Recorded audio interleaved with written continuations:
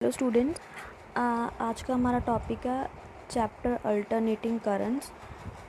इसमें फ़र्स्ट जो 3 टॉपिक्स बनते हैं वो आपने लास्ट वीडियोस में देख लिए हैं, जैसे कि अल्टरनेटिंग करंट क्या होता है ये आप अच्छी तरह से जानते हैं। Second is average value of AC and third is RMS value of AC means root mean square value. तो ये दोनों और तीनों टॉपिक्स हैं वो लास्ट वीडियो में कवर हो चुके हैं। आज का हमारा टॉपिक है AC through a resistor. Means जब हम एसी को रजिस्टर से फ़्लो करवाएंगे तब इनमें इन दोनों में जैसे ईएमएफ हम देंगे बैटरी से, तो उस ईएमएफ और जो करंट फ़्लो करेगा उसमें कितना फ़ेज़ डिफरेंस होगा। फ़ेज़ डिफरेंस आप जानते हैं, जैसे दो चीज़ों में पाई का फ़ेज़ डिफरेंस है। इट मीन्स एक चीज़ पाई एंगल से ज़्यादा है दूसरी से, ठीक है। तो जैसे हम इसमें देखेंगे, आप देखो कि suppose let us consider that N AC source is connected across a purely resistive circuit having resistance R. Means एक सर्किट लिया है जिसमें हम ये ई जो लिखा हुआ है इससे हम अल्टरनेटिंग करंट भेज रहे हैं। मीन्स यहाँ से हम बैटरी लगाई हुई है हमने, वो बैटरी भी जो ईएमएफ प्रोड्यूस करेगी वो कौन सी होगी, अल्टरनेटिंग इन नेचर। और अल्टरनेटिंग ईएमएफ क्या देगी, अल्टरनेटिंग करंट फ्लो करवाएगी सर्किट में से। और इस सर्किट में हमने सपोज लगाया हुआ है एक रेजिस्टेंस जिसकी वैल्यू आर है। तो देखो अब equation number 1 is saying that कि अल्टरनेटिंग ईएमएफ जो हमने दी है उसकी इंस्टेंटेनियस वैल्यू क्या होती है, E is equals to E naught sine omega t. ना अकॉर्डिंग टू ओहम्स लॉ, अब देखो जो बैटरी के अराउंड पोटेंशियल है इसके अराउंड ईएमएफ अगर ये वाली है तो ईएमएफ इज़ ऑल्सो पोटेंशियल। तो इस रेजिस्टेंस के अक्रॉस भी तो वही पोटेंशियल होगा जो बैटरी देगी, क्योंकि हमने पता है रेजिस्टेंस के क्रॉस बैटरी का ही पोटेंशियल आता है अगर एक ही रेजिस्टेंस लिया। तो इसके क्रॉस भी अगर हमने ई दी है, पोटेंशियल ई दिया है, तो आर के क्रॉस भी कितना पोटेंशियल आएगा, ई। हमने पता है ओहम्स लॉ के according E is equals to I R and I is equals to E by R. यहाँ पे ई की वैल्यू सब्स्टिट्यूट की हमने, E naught sine omega T और नीचे आर। तो अब यहाँ पे देखो क्या लिख सकते हैं हम, ई नॉट बाई आर और sine omega T. E naught by R क्या बन गया, आई नॉट, बिकॉज आई क्या होता है, ई बाई आर, और आई नॉट क्या होगा, ई नॉट बाई आर। आप जानते हैं ई नॉट और आई नॉट का मतलब होता है peak values of EMF and current respectively. So I क्या बन गया हमारा, I naught sine omega t. अब हमने ईएमएफ कौन सी दी थी, E naught sine omega T, और हमारे करंट की वैल्यू भी I naught sine omega t. मतलब कि बिल्कुल सेम आई कि इन दोनों में फेज़ डिफरेंस ज़ीरो है। इसमें इसका भी एंगल साइन ओमेगा टी आया, इसका भी एंगल साइन ओमेगा टी आया, मीन्स कोई भी फेज़ डिफरेंस नहीं है, ठीक है। तो जब हम एक सर्किट की बात करेंगे जिसमें अकेला रेजिस्टेंस लगा हुआ है तो उसमें alternating EMF and alternating current में कोई भी फेज़ डिफरेंस नहीं होगा।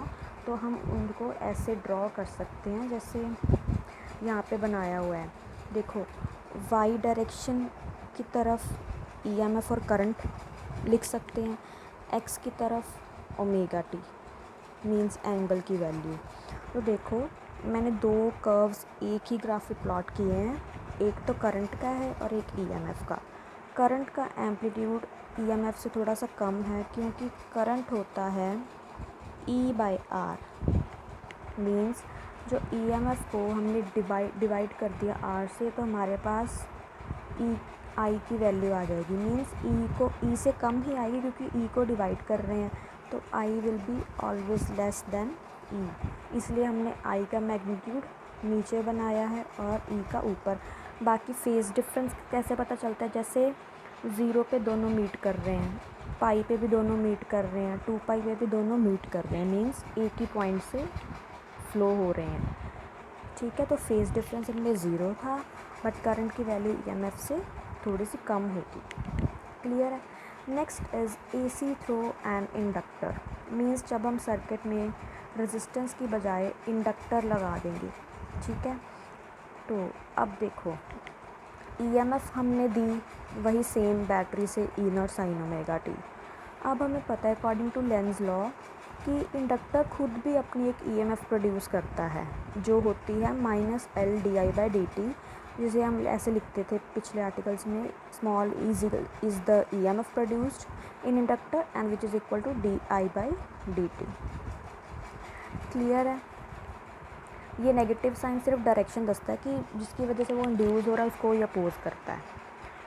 तो ये ईएमएफ इंडक्टर के अराउंड है और बैटरी की ईएमएफ ये वाली है ई।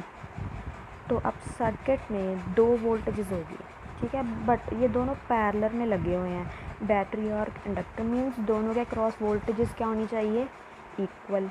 तो आप इन दोनों को सीधा इक्वल लिख सकते हो, जैसे ई तो होगी बैटरी की equal to L D I by D T. Negative मैंने हटा दिया क्योंकि नेगेटिव सिर्फ डायरेक्शन बता रहा था। मैग्नीट्यूड तो L D I by D T है। ये बैटरी के अराउंड वोल्टेज, ये इंडक्टर के अराउंड, दोनों इक्वल होना चाहिए क्योंकि सर्किट में पैरेलल में है दोनों। अगर दोनों इक्वल होंगे तो ये हमारा ऐसे बन जाएगा। इस इक्वेशन तक पहुंच गए हम। तो आगे एल को नीचे ले आए, ठीक है, और डी आई की वैल्यू निकाल ली इक्वेशन नंबर 3 से। अब डी आई की वैल्यू निकाल ली और डी आई की जो थर्ड इक्वेशन है उसमें ई की वैल्यू सब्स्टिट्यूट करती, ई नॉट साइन ओमेगा टी। उसके बाद दोनों साइड इंटीग्रेट कर दिया। लेफ़्ट साइड तो हमारा आई आ गया टोटल, क्योंकि डी आई को इंटीग्रेट करेंगे तो हमारे पास टोटल करंट आ जाएगा आई। और राइट साइड आप कर सकते हो साइन ओमेगा टी की इंटीग्रेशन होती है माइनस कॉज ओमेगा टी, और नीचे क्या आ जाता है, एंगल का डिफ्रेंशिएशन। तो हमारे पास ये बन जाएगा, ठीक है। Next minus cos omega T को हम लिख सकते हैं sign omega t minus pi by to. ये आप मेडिकल स्टूडेंट्स को आई डोंट नो कि पता होगा, नॉन मेडिकल जानते होंगे। जैसे हमने कॉज ओमेगा टी लिखना है, ठीक है, कॉज ओमेगा टी को हम क्या लिख सकते हैं, sine pi by two minus omega t, ऐसे लिख सकते हैं। Sine pi by two minus omega t means pi by two पे change, pi by two minus omega t मतलब फर्स्ट क्वाड्रेंट में साइन कॉस में बदल जाएगा और एंगल कितना आ जाएगा, ओमेगा टी पॉजिटिव का, ठीक है। माइनस वैसे ही बाहर रहने दो। अब यहाँ से sign pi by two minus omega T है, ओमेगा टी मीन्स माइनस यहाँ से भी कॉमन निकाल लो तो बाहर पॉजिटिव आ गया, तो ये क्या बन गया, sine omega t minus pi by to बन जाएगा। तो हम माइनस कॉस ओमेगा टी की जगह ये लिख सकते हैं, हमारी इक्वेशन नंबर ये बन जाएगी, I is equal to E naught by L omega sine omega t minus pi by two. Clear है? सो आई हमारा आ गया। अब एल इंटू ओमेगा क्या होता है, आपने पढ़ा होगा वीडियोस में कि इंडक्टर के कारण सर्किट में एक रिएक्टेंस प्रोड्यूस होता है जिसे बोलते हैं इंडक्टिव रिएक्टेंस, जिसे हम लिखते हैं एक्स एल। उसकी वैल्यू होती है L into omega. L is coefficient of self induction and omega is the angular frequency. So inductive reactance होता है एल ओमेगा। तो एल ओमेगा को हमने रिप्लेस कर दिया एक्स एल से, तो हमारे पास क्या बन गया, ई नॉट बाई एक्सएल। अब ई नॉट बाई एक्सएल क्या होता है, मतलब वोल्टेज बाय इंडक्टिव रिएक्टेंस है, तो इंडक्टिव रिएक्टेंस भी एक तरह का रेजिस्टेंस ही। तो ये हमें क्या देगा, करंट की value I not, peak value क्योंकि ई नॉट है। तो हमारे पास ये बन गया I is equals to I naught sine omega t minus pi by two, sixth equation, ठीक है। मीन्स हम ऐसे रीअरेंजमेंट्स क्यों किए, क्योंकि हमने फाइनली करंट की वैल्यू निकालनी थी। ईएमएफ तो हमें पता है कि हमने इस तरह की दी है, E is equals to E naught sine omega T. हमने करंट देखा एक्सप्रेशन में, हमारा आ गया sine omega t minus pi by two. अब देखो ये कौन सा सर्किट था जिसमें इंडक्टर प्रेजेंट था, मतलब किसी की जगह पे, रेजिस्टर की जगह पे। तो हमने देखा कि ईएमएफ तो हमने साइन ओमेगा टी वाली दी थी, करंट हमारे पास आया sign omega t minus pi by to. Means कितना फेज डिफरेंस आ गया दोनों में, अगर दोनों को कंपेयर करें इसको और इसको, कि ऐसा आ गया कि करंट जो है वो pi by two value E से पीछे है, क्योंकि ओमेगा टी में माइनस पाई बाई टू हो रहा है। इट मीन्स इस सर्किट में current will be lags behind by the EMF with the angle π/2 means π/2 पीछे रह जाएगा करंट, किसके पीछे, वोल्टेज से π/2 पीछे रह जाएगा। ठीक है, तो अगर हम इसका ग्राफ प्लॉट करेंगे एक्स वाई जैसे कोऑर्डिनेट्स में, तो अगर हमने E को ऐसे ड्रॉ किया है, ठीक है, मतलब E का एंगल कितना था, ओमेगा टी, क्योंकि E is equals to E naught sine omega t. तो I कौन सा आया था, I is equals to I naught sine omega t minus π/2 means omega t की वैल्यू यहाँ पर है, यहाँ तक ओमेगा टी पहुँचता है ऐसे करके। तो यहाँ से π/2 कम कर दो, यहाँ से π/2 कम किया मैंने 90 डिग्री कम कर दिया, तो ये लाइन बन गई हमारे पास। तो ये लाइन हमारी क्या बताएगी हमें, करंट की वैल्यू। ठीक है, पहले केस पे अगर E इस तरफ था तो I भी इस तरफ था, क्योंकि दोनों में सेम ही एंगल था। बट यहाँ पे I lag behind by E with the angle π/2। ठीक है, तो ये π/2 बन गया और ये हमारी I की डायरेक्शन आ गई। क्लियर है। तो अब इसकी ये फेज़र डायग्राम कैसे बनाएंगे। फेज़र डायग्राम में जैसे पहले सर्किट में जब अकेला रेजिस्टेंस था तो हमने ऐसे बनाई थी डायग्राम कि EMF ऐसे है, करंट ऐसे था, है ना, मीन्स करंट नीचे था एम्पलीट्यूड। यहाँ पे कैसे बनेगी हमें पता है, EMF तो हमने बना दी जैसे नॉर्मल हम बना दी, ओरिजिन से स्टार्ट कर दी ऐसे। बट अब I क्या है, lags behind by E with the angle π/2 means हमें पता ही है 0 होता है, ये सेंटर में π/2 होता है, ये पाई होता है। अब I जो है π/2 पीछे है, मीन्स अगर EMF 0 से स्टार्ट हो रहा है तो I कहाँ से स्टार्ट होगा, π/2 में से। ठीक है, इसीलिए ये स्टार्टिंग पॉइंट हो गया I का। अगर इससे नीचे भी लेके जाना है तो यहाँ से मीट करेगा वो। ठीक है, तो I यहाँ से स्टार्ट होगा, E ऊपर ही रहेगा। क्लियर है।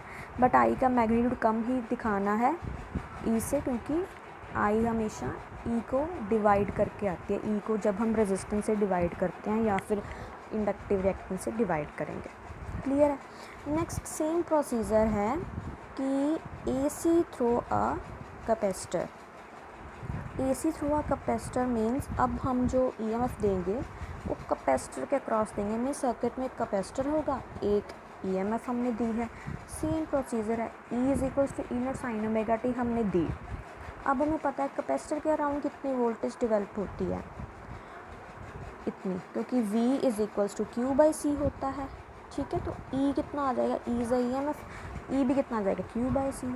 अब ये भी पैरेलल में है, पैरेलल में मतलब दोनों के क्रॉस वोल्टेज सेम होगी, तो जो हमने वोल्टेज दी है वो वाली और कैपेसिटर्स के अराउंड वोल्टेज ये वाली, दोनों को इक्वेट कर दो। इक्वेट कर दोगे, या इन्होंने क्या किया है, आप इक्वेट करके भी कर सकते हो, बुक में आई थिंक इक्वेट किया होगा। यहाँ से इन्होंने Q is equals to E/C कर दिया।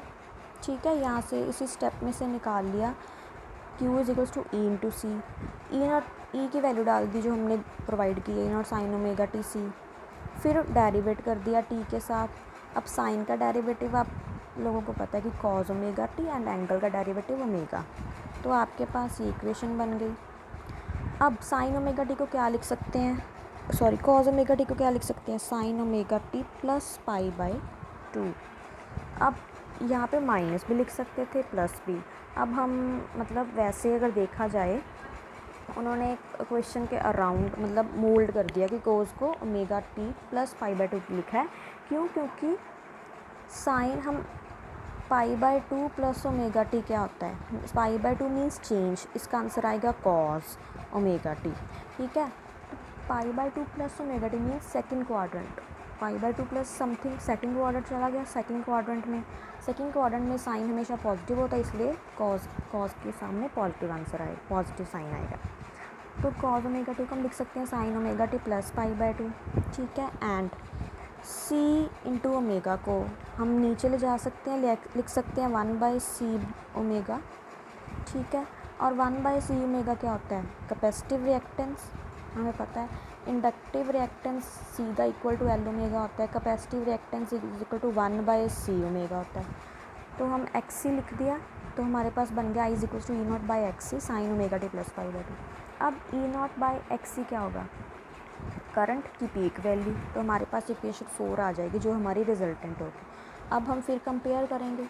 ईएमएफ हमने दी थी E naught sine omega t, current की हमारी वैल्यू आई है I naught sine omega t plus pi by 2 means इसमें क्या है, करंट ई से आगे है, कितना एंगल, पाई बाई 2 एंगल। अगर हम ड्रॉ करेंगे तो कैसे ड्रॉ करेंगे, ऐसे ई नॉट अगर इस तरफ है इतना एंगल ओमेगा टी के साथ, तो ओमेगा टी में अगर पाई बाई 2 ऐड कर देंगे तो वो करंट आ जाएगा। इसमें 90 डिग्री ऐड कर दिया, ये क्या आ गई, करंट की वैल्यू। क्लियर है, एक्स वाई ग्राफ में ऐसे प्लॉट करेंगे। फेज़र यहाँ पे आप सही कर लेना, यहाँ पे ऐसे आएगा फेज़र नॉट फेज़ल। फेज़र डायग्राम हम कैसे ड्रॉ करेंगे, जैसे अल्टरनेटिंग करंट के अकॉर्डिंग देखो, ई नॉट तो वैसे ही ड्रॉ कर दिया, स्टार्ट हो रहा है ऐसे 0 से ईएमएफ, बट करंट जो है वो कितना एंगल आगे चल रहा है, पाई बाई 2 आगे।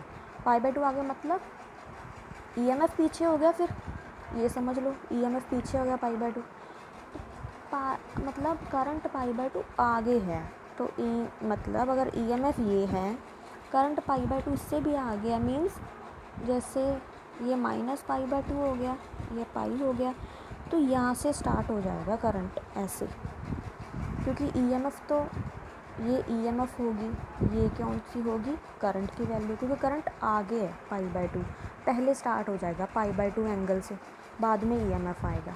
क्लियर है, तो यहाँ पे दिख रहा है आपको, उन्होंने नेगेटिव पार्ट को शो नहीं किया, डायरेक्ट ही करंट यहाँ से स्टार्ट कर दिया। मीन्स अगर हम इसको ऐसे प्रोड्यूस करेंगे तो यहाँ पे पाई बाई 2 पर ही मीट करेगा, यहाँ पे पॉजिटिव पाई बाई 2 होता है ना, 0 के left side negative pi by 2 आ जाएगा। ठीक है, तो ये फेज़र डायग्राम थी। So these are some questions you can like read out कि डीसी ईज़िली इंडक्टर से पास हो जाता है बट एसी क्यों नहीं, ये शॉर्ट क्वेश्चन में आ सकते हैं। क्लियर है, तो ये आज के हमारे टॉपिक्स थे।